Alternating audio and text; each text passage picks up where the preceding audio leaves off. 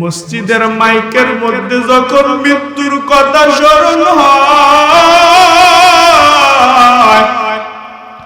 মাইকের মধ্যে যখন এলান হয়ে যায় তোমার অনেক বান্দা দুনিয়ার থেকে বিদায়, তখন আমরা একের পর এক দল দল করে ধরে হেঁটে হেঁটে ভাইয়ের জানাজা পড়ার জন্য যাই। তবে বান্দা যখন জানাজা পড়ায় আমরা কিন্তু প্রায় লোকেরা জানাজার মাঠের মধ্যে দাঁড়াইয়ে ইমাম সাহেব কি বলে, ইমাম সাহেব কি বলতেছে একটু শ্রবণ করিয়া শুনি। শোনার পরে যখন আমাদেরকে যখন মৃত্যুর দরজা পর্যন্ত যখন কবরের সামনে নিয়ে যায়, যেই বান্দা দুনিয়ার থেকে বিদায় হয়ে যায়, যখন আপনি আমি যখন কবরের সামনে যাইয়া যখন এক মুষ্টি মাটি নিয়া যখন আমরা যখন কবরের মধ্যে শোয়াইয়া যখন মাটি দিতে যাব, তখন আমরা একটা কোরআনের আয়াত পড়ি, দোয়া হিসাবে বলতে থাকি, মিনহা খালাকনাকুম ওয়া ফিহা নুঈদুকুম ওয়া মিনহা নুখরিজুকুম তারাতান উখরা। ফরিনি প্রত্যেক বান্দাই তো কবরের কাছে গিয়া যখন মৃত্যুর দরওয়াজার সামনে হাজির, মৃত ব্যক্তির যখন কবরের মধ্যে শোয়ানোর পর যখন আমরা হাতের মুষ্টি থেকে মাটি দেই আর কবরের মধ্যে এক মুষ্টি মাটি ফালাই আমরা পড়তে থাকি, মিনহা খালাকনাকুম, হে মাটির মানুষ, মাটির থেকে আল্লাহ তোরে তৈরি করলেন। যে খুতবার মধ্যে আপনাদেরকে তিনটা সিগন্যাল আল্লাহর কোরআনের আয়াতগুলো শোনাইলাম। আল্লাহ এক নাম্বার সিগন্যাল দিয়া বললেন, মিনহা খালাকনাকুম, হে মাটির মানুষ, দুনিয়ার মধ্যে গরম ভাব দেখাইবি না, কারণ আমি আল্লাহ তোরে এক নাম্বার সিগন্যাল দিয়া জানাইয়া দিলাম, হে মাটির মানুষ, মাটির থেকে তৈরি তোরা, দুনিয়ার মধ্যে গরম ভাব দেখাইও না, ক্ষমতার গরম দেখাইবা না, টাকার গরম দেখাইবা না, তোমার বাহুবলের শক্তির গরম দেখাইবা না। যে যুবকেরা শক্তির গরম দেখাও, ওরে যুবক যদি আজ তোমার দাদার দিকে একটু তালাশ করিয়া দেখো, একটা সময় ছিল তোমার দাদাও কিন্তু বাহুবলের শক্তি দেখাইতো, আজকে তাকাইয়া দেখো তোমার দাদা এতটাই যে দুর্বল হয়ে গেছে, আজ তোমার দাদা একটা লাঠি ছাড়া একটা কদম সামনের মধ্যে আগাইতে পারে না। এমনই তো জীবন, এমনই তো যৌবন, এমনই তো বাহুবলের শক্তি দেখানো যায়। কিন্তু আল্লাহ তো কোরআনের মধ্যে বললেন, মিনহা খালাকনাকুম, এ মাটির মানুষ, মাটির মতন নরম হয়ে যাও, আমি আল্লাহ মাটির থেকে তোমারে সৃষ্টি করলাম, মাটি দিয়া বানাইলাম, মাটির থেকে তৈরি, তোরা গরম ভাব দুনিয়াতে দেখানো যাবে না। কিসের গরম দেখাও? তুমি তোমার বাহুবলের শক্তি দেখাও, তুমি নিজে গরম ভাব দেখাও, আমি আমার বেরিনের গরম দেখাই, আমার মতন ইঞ্জিনিয়ার কেউ নাই, আমি টাকার গরম দেখাই, আমার মতন টাকাওয়ালা কেউ নাই, আমি নিজের বাহুবলের শক্তি দেখাই, আমার মতন ক্ষমতাশীল কেউ নাই। একটু চিন্তা করো, আজ যদি তুমি তোমার বাহুবলের শক্তি দেখাও, একটু ট্রাই করিয়া দেখো, তোমার চাইতে শক্তিশালী মানুষের দুনিয়াতে অভাব নাই। তুমি যদি টাকার গরম দেখাও, একটু ট্রাই করে একটু খোঁজ নিয়ে দেখো, তোমার থেকে বড় বড় টাকাওয়ালা ঢাকার মধ্যে ঘুমাইতেছে, অভাব নাই। কিন্তু টাকা দিয়া কি লাভ হবে রে বাবা? একটু টাকাইয়া খোঁজ নিয়ে দেখবা, টাকাওয়ালা পাঁচতলার মালিক আজকে গাছতলায় ঘুমানোর জায়গা না। কিসের টাকা, কিসের বাড়ি, কিসের গাড়ি, কিসের দুনিয়ার পাগলামিতে দৌড়াও? এর দুনিয়ার মানুষ, কি তোমার ক্ষমতার গরম, কি তোমার বাহাদুরির গরম? আল্লাহ আল্লাহ যে কোরআনের মধ্যে সিগন্যাল দিয়া দিলেন তিনটা। এক নম্বরে আমার আল্লাহ জানাইলেন মিনহা খালাকনাকুম, হে মাটির মানুষ, মাটির থেকে আমি আল্লাহ তোরে সৃষ্টি করলাম, মাটি দিয়া তোরে বানাইলাম, মাটির থেকে তৈরি তোরা এই মাটির মতো নরম হয়ে যাইবা। গরম ভাব দুনিয়াতে দেখানো যাবে না। কেমন গরম ভাব বান্দা জানোনি? আর মাটির মতন কেমনে নরম হইবা বান্দা জানোনি? তুমি একটু মাটির দিকে তাকাইবা, মাটির দিকে তাকাইয়া মাটিটারে যদি একটু ট্রাই করতে চাও, একটু মাটির দিকে তাকাইয়া মাটিটারে যদি একটু ট্রাই করতে চাও, তোমার হাতের মধ্যে একটা অস্ত্র নিবা, একটা দা নিবা, একটা দা নিয়া তুমি মাটির মধ্যে আঘাত করতে থাকবা। রে বান্দা, রে বান্দা একটু চিল্লে জবাব দেন, কিয়ামত পর্যন্ত যদি মাটিটারে দা দিয়ে আঘাত করতে থাকো, কোনদিন মাটি আপনার আমারে বকা দিবে নাকি? কোনদিন আপনারে আমারে মাটি বকা দিবে না, কারণ এই মাটিটা এত নরম। এই মাটি কোনদিন আপনারে আমারে বকা দিবে না, গালি দিবে না। কারণ গালি দেওয়া ভালো না খারাপ? গালি দেওয়া তো খারাপ। এর মধ্য থেকে গালি দিলেও বান্দা তোমার অন্তরের মধ্যে একটা গরম ভাব দেখাইবে, কারণ তোমার ক্ষমতার জোর আছে, তোমার ক্ষমতার বাহাদুরি আছে, তাই তুমি বান্দারে গালি দিতে পারো। ওরে বান্দা, গালি দিয়া কি লাভ হবে বলো? কারণ গালি দেওয়া ইসলামের মধ্যে ভালো কোনো কাজ না, গালি দেওয়া জায়েজ নাই, গালি দেওয়া হলো হারাম। কারণ কি জানোনি? আল্লাহর নবীর আদর্শ এত সুন্দর ছিল, গালি দিলে তোমারে যদি কোনো ব্যক্তি গালি দেয়, বান্দা তুমি গালির জবাব দিবা না। এটা হলো আমার মায়ার নবীর সুন্নাত। সুবহানাল্লাহ বলবেন না? কেউ যদি তোমারে গালি দেয়, গরম ভাব দেখাইয়া গালি দেয়, তুমি তার গালির জবাব দিবা না। এটা আমার মায়ার নবীর সুন্নাত। কেউ তোমারে গালি দিয়েছে, তুমি তারে সালাম দিয়া চলিয়া যাও। মায়ার নবী রাহমাতুল লিল আলামিনের আদর্শ দুনিয়ার মধ্যে নবী আমার হাদিসের মধ্যে জানাইয়া দেয়। قال رسول الله صلى الله عليه وآله وسلم تركت فيكم أمرين لن تضلوا ما تمسكتم بهما كتاب الله وسنة رسولي। মায়ার নবী আমার হাদিসের মধ্যে জানাইয়া দেয়, দুনিয়ার কোন উম্মত যদি দুইটা জিনিস আঁকড়াইয়া ধরতে পারো, এই দুনিয়াতে যদি দুইটা জিনিস আঁকড়াইয়া ধরতে পারো, কোনদিন লাঞ্ছিত হইবা না, পথভ্রষ্ট হইবা না। এক নম্বরে নবী আমার বলেন কিতাব আল্লাহ, এক নম্বরে আমার মাওলা পাকের কোরআন কিতাব, দুই নম্বরে নবী বলেন ওয়া সুন্নাত রাসূলি, দুই নম্বরে আমি মায়ার নবীর সুন্নতের আদর্শ। কয়টা জিনিস? সবাই বলেন দুইটা, তিনটা না, কয়টা? দুইটা সুন্নাত। এবার যে আপনাদেরকে একটা ছোট্ট করে আয়াত শোনাইছিলাম, আল্লাহ যে কোরআনের মধ্যে বললেন মিনহা খালাকনাকুম, হে মাটির মানুষ, মাটির থেকে তোমাদেরকে তৈরি করলাম, মাটির মতো নরম হয়ে যাও, গরম ভাব অন্তরে জমা করবা না, গরম ভাব দুনিয়াতে দেখাইবা না।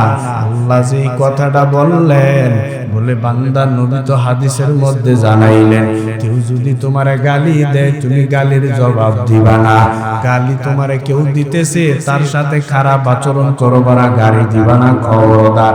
আল্লাহ কোরআনের মধ্যে বলতেছেন খবরদার, কাফেরের সাথেও খারাপ আচরণ করা যাবে না।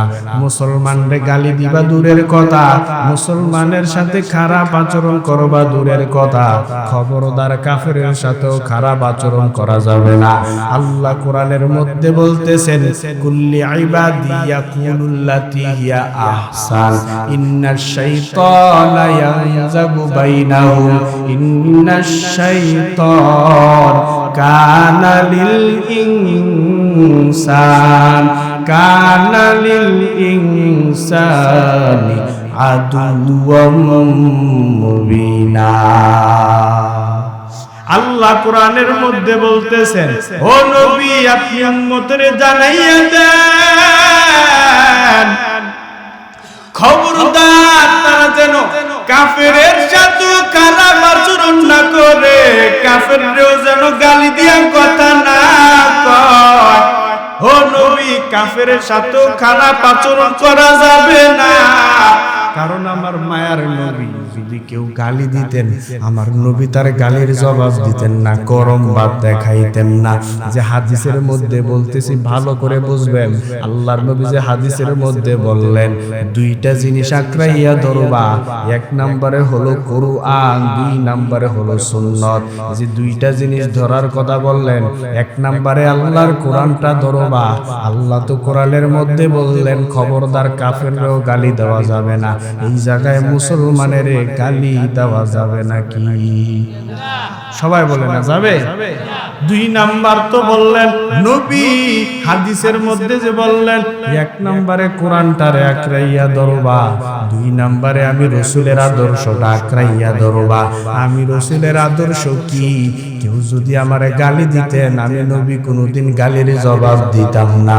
মায়ার নবী আমার একটা ছোট্ট করে ঘটনা বলি। নবী আমার একবার আবু বকর সাহাবীরে নিয়ে দাঁড়াইয়া আছে, একজন কাফের আইসা ইহুদি আইসা আমার মায়ার নবীর এমন ভাবে অকট্ট ভাষায় গালি গালাজ করতেছে। নবীর আদর্শ কত সুন্দর, নবী আমার কাফের গালি দেয়, নবী মুস্কি মুস্কি ভাবে হাসতেছে। নবীর মনে কোনো অহংকার নাই, কোনো গরম ভাব নাই। কাফের নবীর গালি দেয়, নবী আমার মুস্কি মুস্কি ভাবে হাসতেছে। আবু বকরের মাথা গরম হয়ে গেল। আবু বকর ডাক দিয়া কয় পয়গম্বর ইহুদির বাচ্চা আপনারে গালি দেয়, আপনি কোনো কথা বলেন না, কোনো জবাব দেন না কেন? ও নবী আমার ইহুদির বাচ্চা আপনারে গালি দিতেছে, আমার কলিজা মানে না, আপনি একটু আমার অর্ডার দেন আমি ইহুদির গালির জবাব দেই। নবী আমার আবু বকরকে চুপ করাইয়া দেয় আর ডাক দিয়া কয় রে আবু বকর একটু চুপ হয়ে যাও, ইহুদি আমারে গালি দেখ না কেন, বকা দেখ না কেন, তুমি কোনো কথা বলিও না, ইহুদি আমারে গালি দিবে তুমি কোনো আওয়াজ করবা না। কত আর চুপ থাকা যায়, আবার ইহুদি নবীরে অকট্ট ভাষায় গালি গালাজ করতেছে। আবু বকরের ধৈর্যের বাঁধ ভেঙে গেলেন। আবু বকর ইহুদির গালির জবাব দেওয়া শুরু করলেন। আমার মায়ার নবী এতক্ষণ যে ইহুদির বাচ্চা নবীরে গালি দিছে, নবীর জবানের মধ্যে ছোট্ট করে মুস্কি মুস্কি হাসির ভাব ছিল, কিন্তু যখন আবু বকর ইহুদির গালির জবাব দেওয়া শুরু করিয়া দিল, আবু বকরের গালির জবাব দেওয়াতে নবীর চেহারাটা কেমন যেন বেজার হয়ে গেল, বিবরণ হয়ে গেল। নবীরে ডাক দিয়া আবু বকর কয় নবী আমার ইহুদির গালির জবাব দিলাম, আপনি এতক্ষণ ইহুদি আপনারে বকা দিল, গালি দিল, আপনি এতক্ষণ মুস্কি মুস্কি ভাবে হাসছেন, এখন আমি আবু বকর ইহুদির গালির জবাব দিলাম, আপনার পক্ষ হইয়া গালির জবাব দিলাম, আপনি তো খুশি হওয়ার কথা, আপনি বেজার হইলেন কেন? ও নবী আমার এতক্ষণ আপনার জবানের মধ্যে মুস্কি মুস্কি হাসি ছিল, এখন আপনি বেজার হয়ে গেলেন কেন গো নবী আমার? নবী আমার ডাক দিয়া কই রে আবু বকর এই যে ইহুদির বাচ্চা এতক্ষণ যে আমি নবীরে অকট্ট ভাষায় গালি দেয়, আসমান থেকে আমার আল্লাহ পাক রহমতের ফেরেশতাদেরকে পাঠাইয়া গালির জবাব দিতেছে রে আবু বকর, কিন্তু তুমি যখন গালি দেওয়ার দায়িত্বটা হাতের মধ্যে নিয়েছো, এই রহমতের ফেরেশতা চলে গেছে, তাই আমি নবীর মনটা বেজার। কুজাওয়া সুন্নতে আহমদ কুজাবা মোহাম্মদ কাইবুয়াদ নসবতুরা হামসুরাতু হামসিরাতে মুস্তফা দরতামামি হাল উকুত নিতেবা ইত্তেবা সুন্নতি খায়রুল বাশার গিরে লাজিম তাবুয়াবি আইবেসর মান আহাব্বা সুন্নতি কৌলে রসূল মজদায়ে কানামায়ে হার কুন কবুল। কেউ যদি আপনারে আমারে গরম ভাব দেখাইয়া গালি দেয়, বকা দেয়, আমরা কি তাদেরকে বকা দেব নাকি? সবাই বলে না। কেউ যদি তোমারে গালি দেয়, কেউ যদি তোমারে বকা দেয়, তুমি তার গালির জবাব দিবা না। এটা আমার মায়ার নবীর সুন্নাত। এখান থেকে শিক্ষা নাও নবীর আদর্শ কেমন ছিল। যে এক নাম্বার বিষয়টা বুঝাইতে চাইলাম। এক নম্বরে আল্লাহ বললেন মিনহা খলাকনাকুম, এ মাটির মানুষ, মাটির থেকে তৈরি, তোমরা মাটির মতন নরম হয়ে যাও, গরম ভাব দেখাইও না। দুই নম্বরে আমার আল্লাহ সিগন্যাল দিলেন ওয়াফিহা নুঈদুকুম, মাটির থেকে তৈরি হইলা, আবার এই মাটির মধ্যে আমি আল্লাহ তোমাদেরকে মিশ্রিত করে দেব। মাটির থেকে তৈরি হইলা, আবার মাটির মধ্যে মিশিয়া যাইব। তবে একটু খেয়াল করেন, এই দুইটা স্লোগান, এই দুইটা সিগন্যাল আমার আল্লাহ যদি দিয়া বান্দাদেরকে আর কোনো সিগন্যাল না দিতেন, মানুষের কোনো চিন্তা ছিল না, মানুষের কোনো পেরেশানি ছিল না, নামাজেরও দরকার ছিল না, রোজারও দরকার ছিল না। আল্লাহ যে ইবাদতের জন্য পাঠাইলেন, এই ইবাদত করার কোনো দরকার ছিল না। কারণ আমার আল্লাহ এক নম্বরে বললেন মিনহা খলাকনাকুম, মাটির থেকে বান্দারে আমি তৈরি করলাম, ওয়া ফিহা নুঈদুকুম, আবার মাটির মধ্যে মিশিয়া যাইব। মানে আমরা তৈরি হইলাম, আবার মিশিয়া যাইব, আমাদের কোনো হিসাব নাই, নিকাশ নাই। কিন্তু না, আমার আল্লাহ তিন নাম্বার সিগন্যাল দিয়া জানাইয়া দেয় ওয়া মিনহা নুখরিজুকুম তারাতান উখরা, আমি আল্লাহ মাটির থেকে বান্দারে তৈরি করলাম, মাটির মধ্যে মিশাইয়া দিলাম। আমি আল্লাহ তিন নাম্বার সিগন্যাল দিয়া বান্দারে জানাইয়া দিই, রে বান্দা, আমি আল্লাহ কিন্তু যেই মাটির মধ্যে তোরে মিশাইয়া দিলাম, এই মাটির থেকে আমি আল্লাহ তোরে আবার পুনরায় জীবিত করব। জীবিত করে বান্দা আমি আল্লাহর হিসাব নিকাশ নেব। তখন তুমি কি হিসাব দিবা? আল্লাহ যে দুনিয়াতে পাঠাইলেন ইবাদতের জন্য, ইবাদত করবা, আল্লাহর গোলামি করবা। সেই আমার মালিক গোলামি না করিয়া যদি কবরে যাও, ওই জাহান্নামের আগুন, কবরের জাহান্নামের ভয়। ওরে বান্দা, দুনিয়ার আগুন তো শরীরের হাতে লাগলে হাত জ্বলে, পায়ে লাগলে পা জ্বলে, কিন্তু জাহান্নামের আগুনটা কত তাপমাত্রা জানোনি? আদম নবীরে যখন আমার আল্লাহ দুনিয়াতে পাঠাইলেন, পাঠানোর পর আদম নবী আর জিজ্ঞেস করলেন, ও আল্লাহ, দুনিয়াতে তুমি পাঠাইছো, দুনিয়াতে রিজিকের ব্যবস্থা করলা, এখন তো আমি যেই রিজিক তুমি আমারে দিয়েছো, এই রিজিক তো আমি রান্না কইরা খাইতে হবে। এবার রান্না কইরা খাইতে গেলে আমার তো আগুনের প্রয়োজন, আমি আগুন কোথার থেকে পাইব গো আল্লাহ? আমার আল্লাহ ডাক দিয়া কয়, রে জিবরাইল, জাহান্নামের আগুন থেকে কিছু অংশ আগুন আদমের হাতের মধ্যে দিয়া দাও। আদম নবীরে যখন কিছু অংশ আগুন জাহান্নাম থেকে দিলেন, একটা পাত্র দিয়ে আদম নবী জাহান্নামের আগুনটা যখন দুনিয়াতে নিয়ে আসলেন, দুনিয়াতে আনার পরে আদম নবী যখন রান্না করার জন্য চুলার মধ্যে ধরাইবে, চুলার মধ্যে আগুন দিলেন।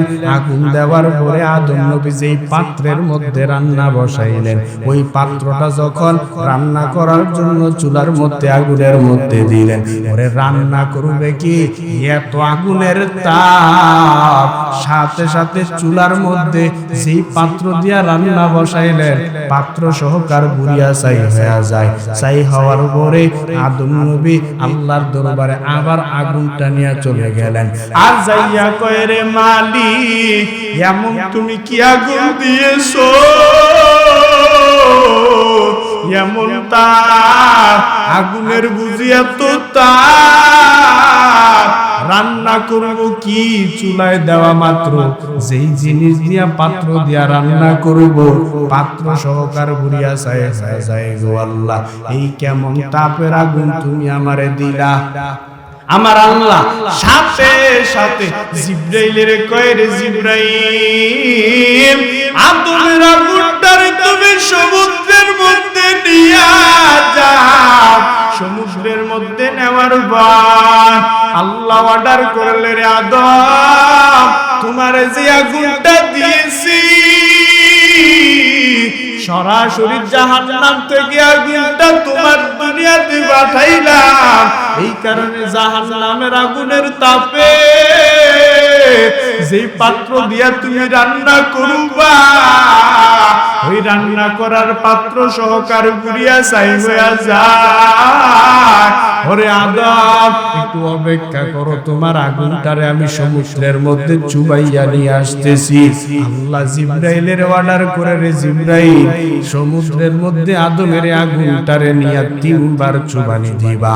যখন আদম নবীর আগুনটারে নিয়ে যখন আমার আল্লাহর অর্ডার অনুযায়ী যখন আদম নবীর আগুনটা জিবরাইল আমিন সমুদ্রের মধ্যে 3টা চুবানি দিলেন। 3টা চুবানি দিয়া আমার আল্লাহ বলে, আগুনটা 3টা চুবানি দিয়া আমি আল্লাহ 3000 বছরের তাপমাত্রা কমাইয়া দিলাম। 3টা চুবানি দিয়া কিছু অংশ আগুন সমুদ্রের মধ্যে ছেড়ে দেই, কিছু অংশ আগুন পাহাড়ের মধ্যে ছেড়ে দেই, কিছু অংশ আগুন আমি পাথরের মধ্যে ছেড়ে দেই। এই জন্য তো বৈজ্ঞানিকরা রিসার্চ করিয়া পানির নিচ থেকে বিদ্যুতের উৎপন্ন করতেছে। পানির নিচে বিদ্যুৎ কোন জায়গা থেকে পাও? পাথরে পাথরে ঘষা লাগলে আগুন কোথার থেকে পাও? একটু তালাশ যদি করো, তালাশ কইরা কুদরত পাইবা একমাত্র কাদের কুদরত দারি বড় কামাল, আন্তা রব্বি আন্তা হাসবি জুল জালাল, তুহি কাদের জালিলুল্লাহ জাহাদা, হর হালে তুহি মেরা নেগাদা, সব কুদরত সমুদ্রের আগুনটারে যখন সমুদ্রের মধ্যে 3 বার চুবানি দেওয়ার পর, এরে বাবা চিন্তা করো জাহান্নামের আগুন কতটাই ভয়ানক। আজ দুনিয়ার আগুন আমাদের হাতে লাগলে হাত পুড়িয়া যায়, সহ্য করতে পারি না। আজ জাহান্নামের আগুনটা যখন আমার আল্লাহ জিবরাইল আমিনরে দিয়া যখন 3টা চুবানি দিয়া সমুদ্রের থেকে আনিয়া দেয়, জিবরাইল আমিন যখন আবার আদম নবীর হাতের মধ্যে সমুদ্রের মধ্যে 3টা চুবানি দেওয়ার পরে যে আগুনটা জিবরাইল আমিন আইসা যখন আদমরে দেয়, আদম নবী এই আগুনটা নিয়ে দুনিয়াতে আসলেন। আর যে আগুন আমরা দুনিয়াতে আমরা হাতে লাগলে সহ্য করতে পারি না, পায়ে লাগলে সহ্য করতে পারি না, শরীরে লাগলে সহ্য করতে পারি না, ওই যে 3টা চুবানি দেওয়ার পরে যে আগুনটা ছিল, ওই আগুনটা হইল আমাদের বর্তমানের দুনিয়ার আগুন। একটু চিন্তা করিয়া দেখেন, এই বর্তমানের ওই আগুনটা সমুদ্রের মধ্যে 3টা চুবানি দেওয়ার পরে যে আগুনটা দুনিয়াতে পাঠাইলেন আমার আল্লাহ, এই আগুনটা আমরা সহ্য করতে পারি না। আর যদি জাহান্নামের আগুন আমার আপনার শরীরের মধ্যে লাগে, কেমনে সহ্য করবারে ভাই? এই দুনিয়াতে যদি নেক আমল না করিয়া কবরে যাও, দুনিয়ার মধ্যে যদি নেক আমল জীবনের মধ্যে না নিয়া, কবরের সামানা যদি না নিয়া কবরে যাও, ওই যে কবরের মধ্যে মাটির চাপ কেটে সহ্য করবা। উলামায়ে কেরাম প্রতিদিন হাত বুলাইয়া বুলাইয়া বুঝাই রে বাবা, আজ থেকে নামাজ ধরেন, রোজা রাখেন, নেক আমল নামাজ শুরু করিয়া দেন। যুবক ভাইদেরকে কত বুঝাইতেছি রে যুবক, কত আর দুনিয়ার রং তামাশায় দৌড়াইবি। একটু তাকাইয়া দেখো, একটু তালাশ করিয়া দেখো, তোমার মতন কত যুবক আজকে দুনিয়ার থেকে বিদায় হয়ে গেল। একটু কি মনটা চায় না আমার রবের দিকে ফিরে আসবি, গুনাহ ছাড়বি? একটু কি মনটা চায় না? এখন থেকেই তোমাদেরকে প্রতিদিন তো বোঝানোর জন্য আপনারা আজকে মনে করতেছেন শুধু আপনাদের এই জায়গায় বুঝি ওয়াজ মাহফিল হইতেছে।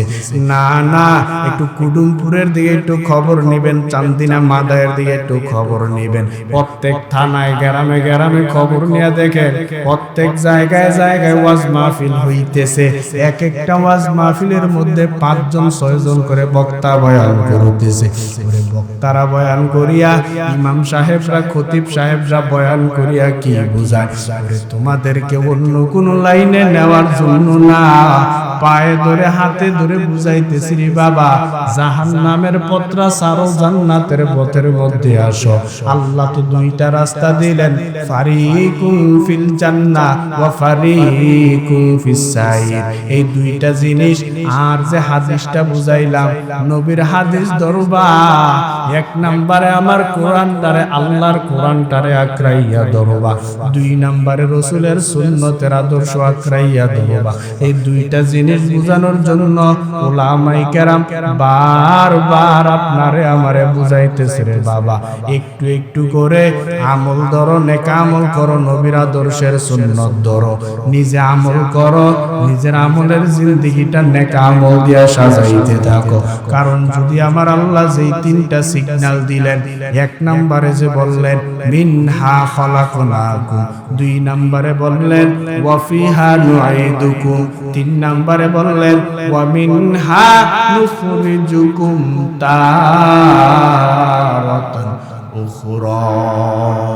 শেষ যে সিগন্যাল আল্লাহ দিলেন, আল্লাহ বলতেছে বান্দা, দুনিয়াতে আমি আল্লাহ যে তোমাদেরকে এত নিয়ামত দিলাম, এত কিছু করলাম, তোমাদেরকে শেষ পর্যন্ত একটা সিগন্যাল তোমাদেরকে বুঝাই যে দুনিয়ার মানুষ, তোমাদেরকে এতটুকুই বুঝাইতেছি যে হ্যাঁ, শেষ সিগন্যালটা হলো আমি আল্লাহ কিন্তু তোমারে দুনিয়াতে আসার পরে, দুনিয়ার থেকে যখন বিদায় হয়ে যাবে, আমি আল্লাহর কাছে যখন আসবা, আমি আল্লাহ কিন্তু তোমার হিসাব নিকাশ নিয়ে, হিসাব কি দিবা সেটাই তো আপনার আমার বোঝার দরকার। কি বলেন? দিন থাকিতে লা ইলাহা ইল্লাল্লাহ বলো ভাই, দিন থাকিতে লা ইলাহা ইল্লাল্লাহ বলো ভাই। দুনিয়াতে আখিরাতে, দুনিয়াতে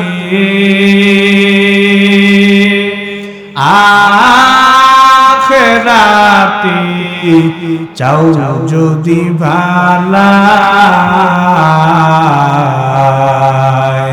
দিন থাকিতে লা ইলাহা ইল্লাল্লাহ বলো ভাই বলো লা ইলাহা ইল্লাল্লাহ লা ইলাহা ইল্লাল্লাহ লা ইলাহা ইল্লাল্লাহ লা ইলাহা ইল্লাল্লাহ হায়াত মৌত রিজিক দৌলা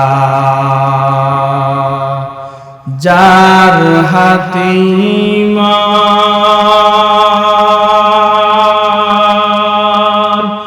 একবার তুই তার কথাটা ভাবিসিলে কখন ভাবিসিলে কখন হায়াত মৌত রিজিক দৌলা যার হাতে ঈমান একবার তুই তার কথাটা ভাবিসিলে কখন ভাবিসিলে কখন আসবে যেদিন দুঃখের রাতি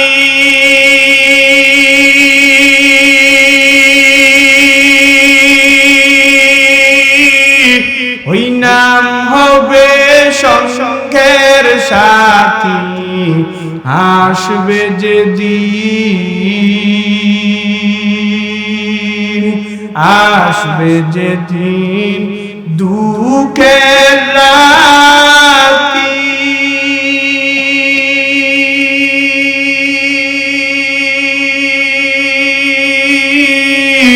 ওই নাম হবে সঙ্গের সাথী ও নাম বিনে দুনিয়াতে ও নাম বিনে পরকালে ও নাম বিনে দুজাহানে বন্ধু কেহ নাই দিন থাকিতে লা ইলাহা ইল্লাল্লাহ বলো ভাই দিন থাকিতে লা ইলাহা ইল্লাল্লাহ বলো ভাই বলো লা ইলাহা ইল্লাল্লাহ লা ইলাহা ইল্লাল্লাহ লা ইলাহা ইল্লাল্লাহ লা ইলাহা ইল্লাল্লাহ লা ইলাহা ইল্লাল্লাহ লা ইলাহা ইল্লাল্লাহ লা ইলাহা ইল্লাল্লাহ লা ইলাহা ইল্লাল্লাহ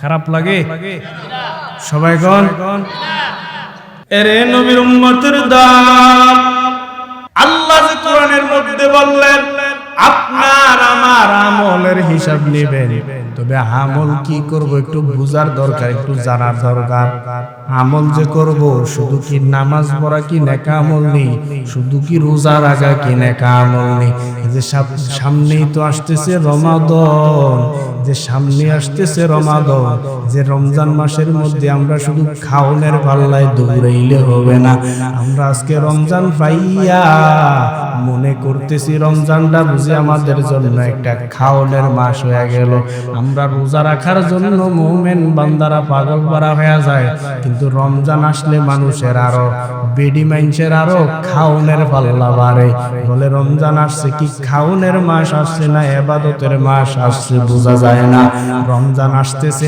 আসার কয়েক মাস আগের থেকেই প্রবাসী বউয়েরা ডাক দিয়া কয় স্বামী আমার জলদি করে প্রবাস থেকে টাকা পাঠাও রমজানের বাজার সদাই করতে হবে বাড়িতে থাকলে ডাক দিয়া কয় স্বামী আমার জলদি করে বাজারের জন্য রেডি হয়ে যাও এক মাস আগের থেকে রমজানের বাজার সদাই করতে হবে আসলে আমরা মুসলমানেরা বুঝি না রমজানটা কি ইবাদতের মাস নাকি খাওনের মাস ইবাদতের মাস হলে সামনে রমাদান এই জন্যই তো এখন থেকে নবী আমার রমজানের প্রস্তুতি নিতেছেন। রজব থেকে নবী আমার মুমিন বান্দাদেরকে দোয়া শিখাইয়া দেন। ও মুমিন বান্দারা, রজব মাস যখন আসবে তোমরা রজব থেকে তোমরা দোয়া শুরু করিয়া দাও। রজবে দোয়া করবা, শাবানেও দোয়া করবা, রমজান পর্যন্ত দোয়া করবা। বলে রমজানের আগের থেকে রমজানের বেশ প্র্যাকটিস করিয়া নাও রে বাবা। নবী আমার তো জানাইয়া দিলেন রজব মাস এই যে শেষ হয়ে গেল, শাবান শুরু। শাবানের দোয়া করলেন, রজবের দোয়া করলেন। আল্লাহুম্মা বারিক লানা ফি রজব ওয়া শাবান ওয়া বাল্লিগনা রমাদান। পারেননি তো চুপ করে বইরেছেন কেন? মুখে পড়েন আল্লাহুম্মা বারিক লানা ফি রজব ওয়া শাবান ওয়া বাল্লিগনা রমাদান। রজব মাস যখন আসতেন আমার আল্লাহর দরবারে নবী আমার দোয়া পাঠ করতেন আর বলতেন, মালিক রজবের বরকত আপনি আমারে দান করে,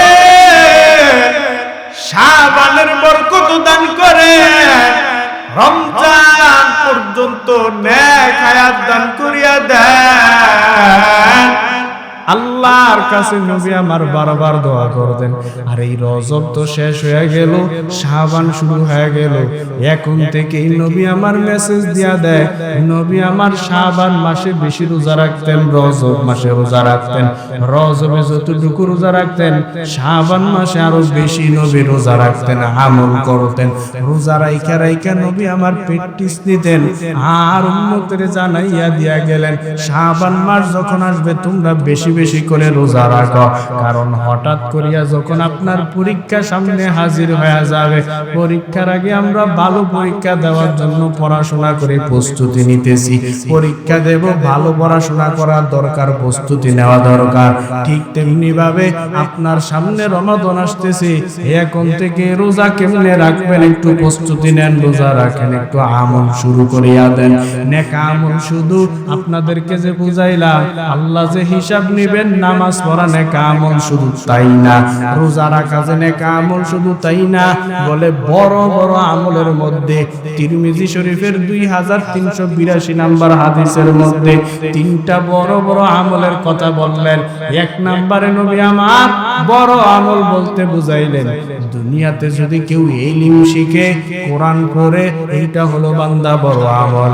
দুই নম্বরে বললেন বড় আমল বলতে কোনটা বুঝায় জানেন?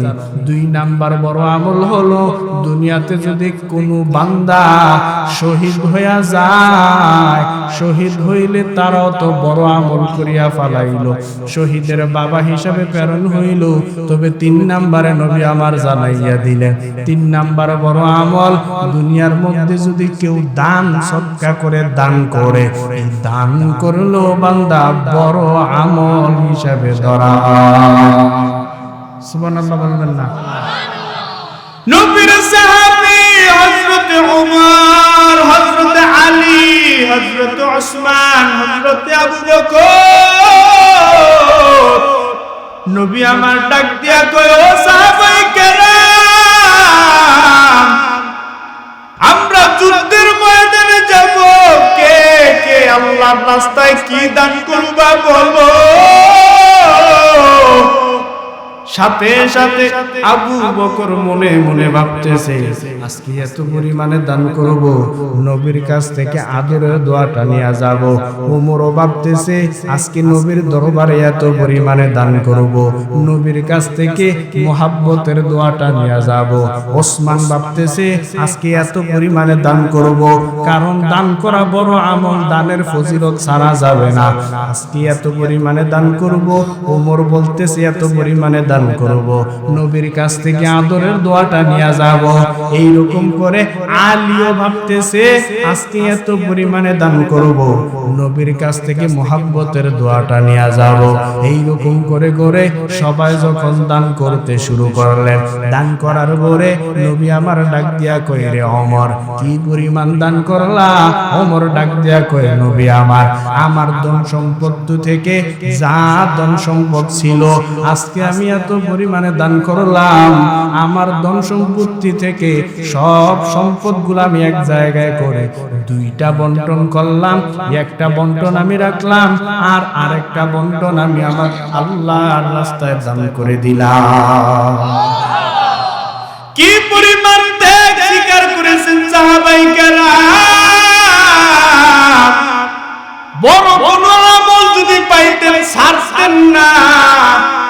নবী আমার ওমরের পরে উসমান রে ডাক দিয়া কই, রে উসমান, কি পরিমাণ দান করলা? নবী এই পরিমাণ দান করলা।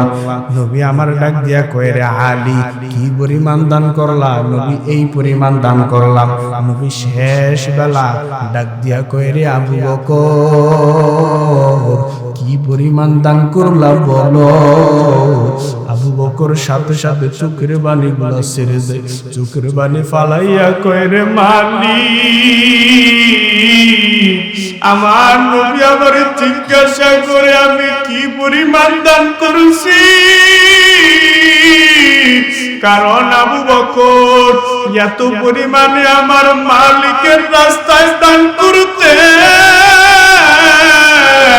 আবু বকরকে যখন নবী জিজ্ঞাসা করলেন, রে আবু বকর, কি পরিমাণ দান করলা? আবু বকর চোখের বাড়ি ফালায় আর কান্না করে কই, নবী আমার, আমি আমার আল্লাহর রাস্তায় দান করতে করতে আমার ঘরের মধ্যে কিছু নাই, এরপরেও আমার ঘরের মধ্যে যা ছিল, নবী আমার, এরপরেও আমার ঘরের মধ্যে যা ছিল, আমি আবু বকর আল্লাহর রাস্তায় বড় আমলটা ধরতে গিয়া, আমি আবু বকর আমার ঘরের মধ্যে যা ছিল, আমি আবু বকর ঝাড়ু দিয়া দিয়া দিয়া দিয়া আমি সব আমার আল্লাহর রাস্তায় দান করে দিলাম। আমার আল্লাহ প্রতিদিন আমার নবীর জিবরাইল আমিনের মাধ্যমে একবার সালাম পাঠাইতেন।